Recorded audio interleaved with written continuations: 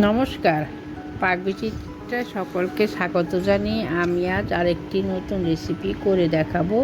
কাঁচা আমের টক মিষ্টি জাল আচার, আমের জুড়ি আচার। তার জন্য এখানে আমি 5টা কাঁচা আম নিয়েছি, ওজন হিসাবে 1 কিলো। এখানে আম আগে থেকে ভালো করে ধুয়ে নিয়েছি। এখন আমের খোসা ছাড়িয়ে নেব। আমি এখানে বটির সাহায্যে খোসা ছাড়িয়ে নিচ্ছি, আপনারা ছুরির সাহায্যে ছাড়িয়ে নিতে পারেন। আমের খোসা ভালো করে ছাড়িয়ে নিতে হবে, যাতে আমের মধ্যে আমের সবুজ অংশ না থাকে। দেখুন, আমি এভাবে সব আম খোসা ছাড়িয়ে নিব, গায়ে কিন্তু কোনো সবুজ অংশ নেই। এখন আমি ধুয়ে নিব, ধুয়ে তারপরে ঝুরি করে কেটে নেব।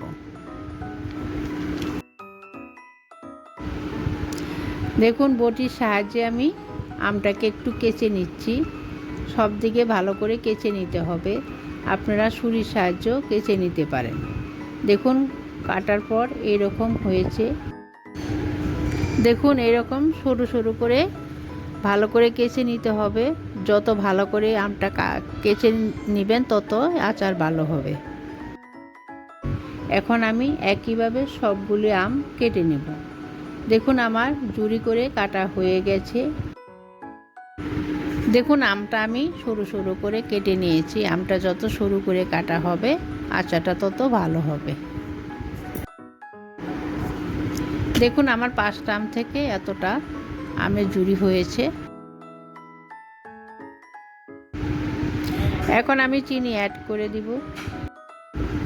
এখানে আমি 1 কাপ চিনি নিয়েছি এবং একটি পেঁচলার সাহায্যে ভালো করে মাখিয়ে নিব।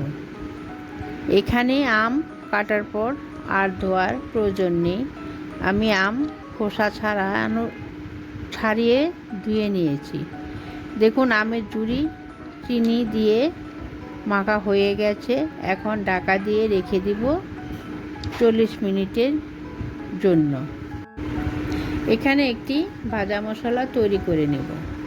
তার জন্য গ্যাসে একটি ননস্টিক প্যান বসিয়ে 2টি শুকনো লঙ্কা 30 সেকেন্ড ভেজে নেব। লঙ্কা ভাজা হয়ে গেছে। এখন দিয়ে দিচ্ছি চা চামচের 1 চামচ সাদা গোটা জিরে, চা চামচের 1 চামচ মৌরি, চা চামচের 1 চামচ পাঁচফোড়ন। এখন গ্যাস লোতে রেখে অনবরত নেড়ে চেড়ে ভেজে নেব। দেখুন, আমার ভাজা হয়ে গেছে। এর থেকে বেশি ভাজলে পুড়ে যাবে, খেতে ভালো লাগবে না। এখন নামিয়ে ঠান্ডা করে গুঁড়ো করে নেব। দেখুন, আমার 40 মিনিট হয়ে গেছে। আমের যে চিনিটা অ্যাড করেছিলাম সেটা গলে গেছে। এখন গ্যাসে একটি ননস্টিক কড়াই বসিয়ে নিয়েছি। এখন চিনি জল সহ দিয়ে দিচ্ছি। এখন গ্যাস হাইতে রেখে ফুটিয়ে নেব। দেখুন, ফুটে উঠেছে। এখন গ্যাস মিডিয়ামে রেখে 2 মিনিট জাল করে নেব। দেখুন, 2 মিনিট হয়ে গেছে। এখন দিয়ে দিচ্ছি চা চামচের 1/2 চামচ লাল লঙ্কা গুঁড়ো, চা চামচের 1/2 চামচ হলুদ গুঁড়ো। হলুদ গুঁড়ো দিলে দেখতে ভালো লাগবে। এখন নেড়ে চেড়ে কিছুক্ষণ জাল করে নেব। দেখুন, আমার চিনির রস অনেকটা শুকিয়ে গেছে। এখন দিয়ে দিচ্ছি 2 টেবিল চামচ ভিনিগার। ভিনিগার দিলে আমের জুড়ি আচার অনেক দিন ভালো থাকবে। আর দিচ্ছি চা চামচের 1/2 চামচ সাদা নুন, চা চামচের 1/2 চামচ বিট নুন। বিট নুন দিয়ে সুন্দর একটা ফ্লেভার আসে। এখন আমের সঙ্গে সব কিছু ভালো করে মিশিয়ে নিব। দেখুন, আমের জুড়ি আচার চিটচিট ভাব হয়ে গেছে।